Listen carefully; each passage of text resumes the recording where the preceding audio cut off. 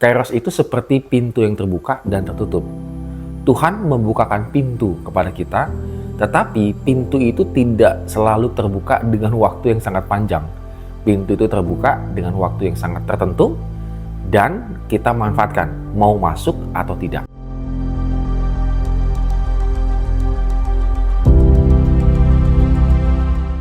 Salam sahabat, dengan Pastor Fabio di sini. Kita seringkali menyesali dengan kesempatan yang telah diberikan kepada kita, namun kita tidak memanfaatkannya dengan sangat baik. Mungkin ada kesempatan kita bisa sekolah ke luar negeri, tetapi karena kita takut, kita nggak ambil. Lalu di kemudian hari kita menyesal, aduh kenapa ya saya tidak ambil? Atau dalam pekerjaan, dalam usaha, dan sebagainya. Hari ini kita akan membahas tentang waktu. Kita harus memahaminya, lalu kemudian kita bisa juga lakukan dalam kehidupan kita. Waktu dalam bahasa Yunani-nya yang pertama itu adalah kronos. Kata kronos itu adalah waktu yang biasa yang selalu ada. Dan waktu yang dapat diukur, yaitu hari, tanggal, bulan, jam, detik, dan seterusnya. Jadi waktu itu sudah ada.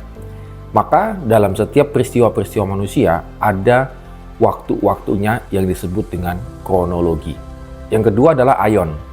Kata aion itu adalah dipakai untuk menunjukkan entah waktu yang lama sekali atau waktu yang tanpa batas. Kita bisa melihat kata aion ini dipakai dalam bentuk penciptaan dan tentang kedatangan Tuhan Yesus yang kita tidak tahu kapan dan lama sekali.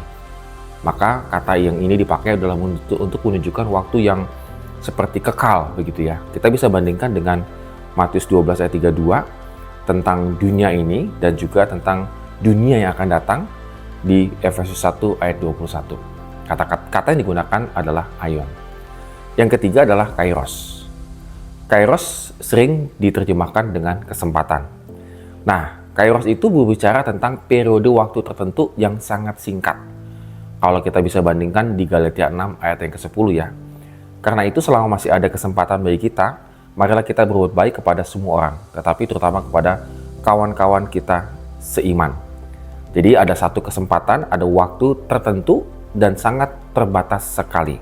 Nah, ini adalah sebuah kesempatan dan sebuah momentum tertentu.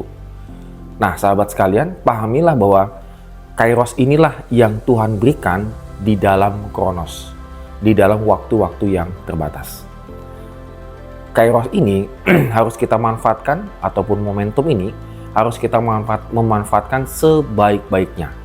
Karena dia hanya dalam satu periode yang sangat terbatas. Kairos itu seperti pintu yang terbuka dan tertutup. Tuhan membukakan pintu kepada kita, tetapi pintu itu tidak selalu terbuka dengan waktu yang sangat panjang. Pintu itu terbuka dengan waktu yang sangat tertentu, dan kita manfaatkan mau masuk atau tidak. Ketika kita tidak memilih masuk, maka pintu itu tertutup. Atau ketika kita memilih diam saja, tidak beraksi sama sekali, maka ada waktunya pintu itu tertutup. Dan kadang-kadang disitulah kita menyesali. Kenapa waktu itu saya tidak ambil aksi ya, tidak mengambil action untuk melakukan sesuatu. Namun lebih dalam lagi ya sahabat. Tadi kairos ya, kesempatan yang Tuhan berikan di periode waktu tertentu kita manfaatkan. Yang kedua adalah kronos. Kronos itu selalu berjalan dan berjalan dan berjalan dengan waktu-waktu yang sudah ada. Dan kronos itu tidak bisa diputar kembali.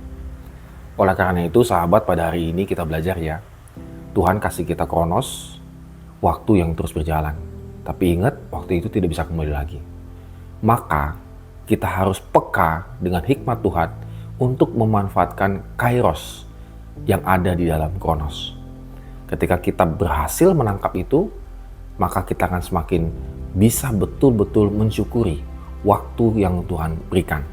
Dan kita bisa manfaatkan waktu yang Tuhan berikan untuk menjadi berkat bagi banyak orang.